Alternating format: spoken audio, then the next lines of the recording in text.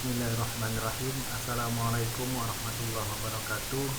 Salam sejahtera buat kita semua. Pada kesempatan kali ini kita akan belajar mengenai median, modus, dan ukuran penyebaran data. Itu merupakan materi matematika kelas 8 semester genap. Ya, langsung saja. Ini pembahasan yang pertama, yaitu median. Median adalah nilai tengah dari suatu data yang telah diurutkan. Jika banyak data ganjil, maka median adalah nilai data yang terletak tepat di tengah-tengah setelah diurutkan.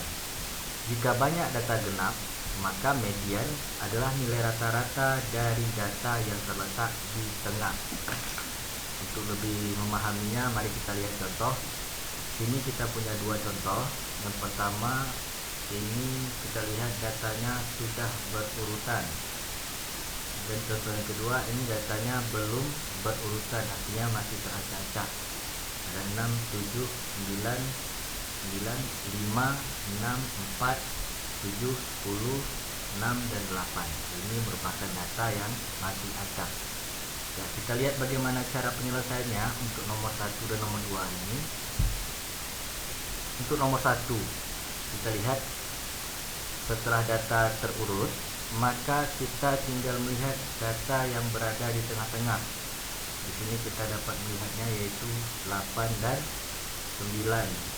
Nah, untuk menentukan mediannya, maka dengan cara 8 ditambah 9 dibagi 2, hasilnya adalah 8,5. Ini merupakan median dari soal yang pertama.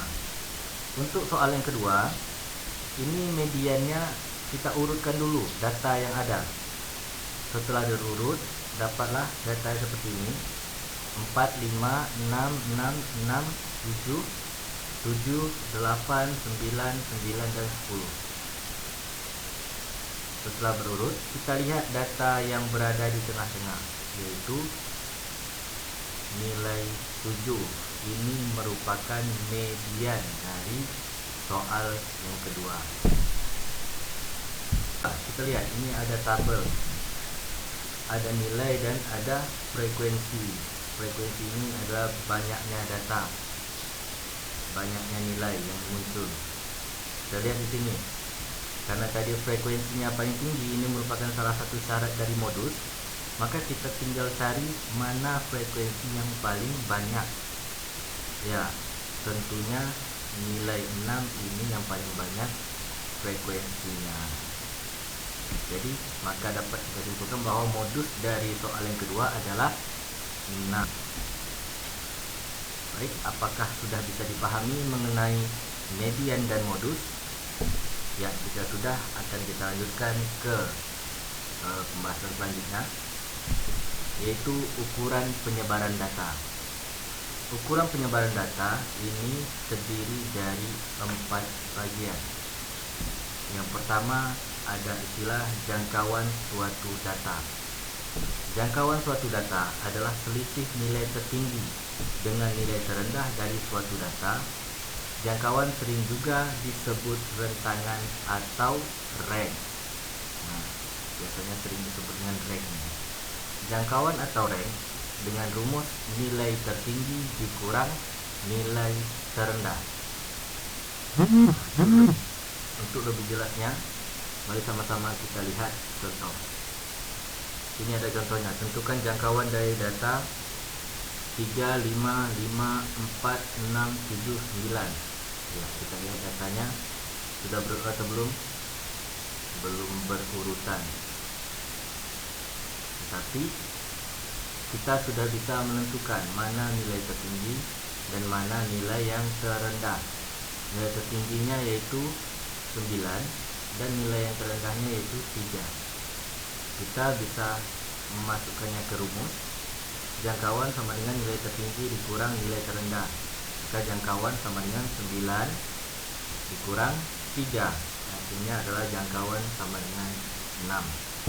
Nah, itu dia tentang jangkauan suatu data. Di 3, data yang genap, data ke 1/4 kali 3n ditambah 2 untuk data genap. Ini datanya ada 10 dikali 3 sama dengan 30 dibagi 30 ditambah 2 jadinya 32 dibagi 4 sama dengan 8. Berarti data yang ke-8 merupakan Q3. Artinya nilai Q3 sama dengan 7. Sampai di sini apakah bisa dipahami? Ya, bisa. Kita lanjutkan ke yang ketiga. Pembahasan yang ketiga yaitu jangkauan interkuartil. Jangkauan interkuartil adalah selisih antara kuartil atas atau Q3 dengan kuartil bawah atau Q1. Seperti ini rumusnya. Jangkauan interkuartil sama dengan Q3 dikurang Q1. Untuk lebih jelas, mari kita lihat contohnya. Tentukan jangkauan interkuartil dari data berikut. Ada 2 contoh. Data yang pertama belum berurut, data yang kedua sudah berurut. Maka kita lihat untuk contoh yang pertama. Langkah pertama, urutkan dulu data yang dari yang terendah. 2, 5, 6, 7, 9, 10. Maka kuartil satunya kita gunakan rumus yang tadi. Ini karena datanya genap, maka 1/4 N ditambah 2. N nya ada 6 ditambah 2 jadinya 8, dibagi 4 sama dengan 2. Artinya Q1 nya sama dengan 5. Q3 nya dengan rumus yang sama seperti tadi, 1/4 dikali 3N tambah 2. N nya ada 6 dikali 3 sama dengan 18, ditambah 2 sama dengan 20, dibagi 4 sama dengan 5. Data kelima merupakan Q3. Nah, kita masukkan ke rumus jangkauan interkuartil. Kuartil atas dikurang kuartil bawah, 9 dikurang 5 sama dengan 4. Jadi jangkauan interkuartilnya adalah 4. Sangat mudah. Kita lanjutkan untuk contoh yang kedua. Jika data sudah terurut, maka jangan diubah lagi. Langsung kita tentukan kuartil atas dan kuartil bawahnya. Seperti ini cara menentukan kuartil atas. 4 ditambah 4 dibagi 2 sama dengan 4. Kuartil bawahnya 7 tambah 8 dibagi 2 sama dengan 7,5.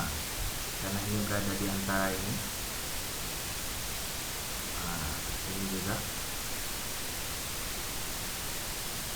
Nah, maka dapatlah kuartil atas dan kuartil bawah. Kuartil atasnya sama dengan 3,5 dikurang 4. Hasilnya adalah 3,5. Maka jangkauan interkuartil dan contoh yang kedua adalah 3,5. Kita lanjutkan untuk simpangan kuartil atau biasa dilambangkan dengan QD. Simpangan kuartil adalah setengah dari jangkauan interkuartil. Simpangan kuartil bisa juga disebut jangkauan semi kuartil.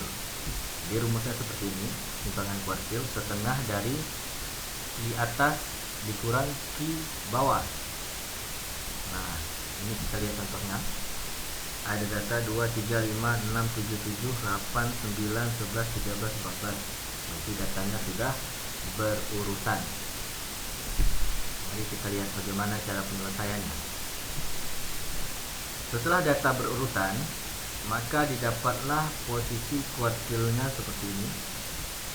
Kita tentukan kuartil bawahnya 3 ditambah 5 dibagi 2 sama dengan 4.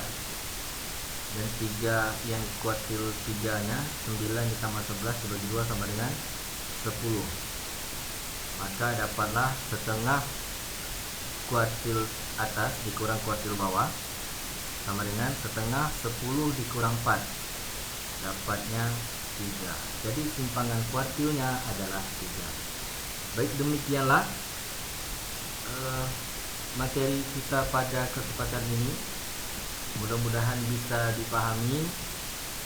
Tetap semangat, tetap jaga kesehatan.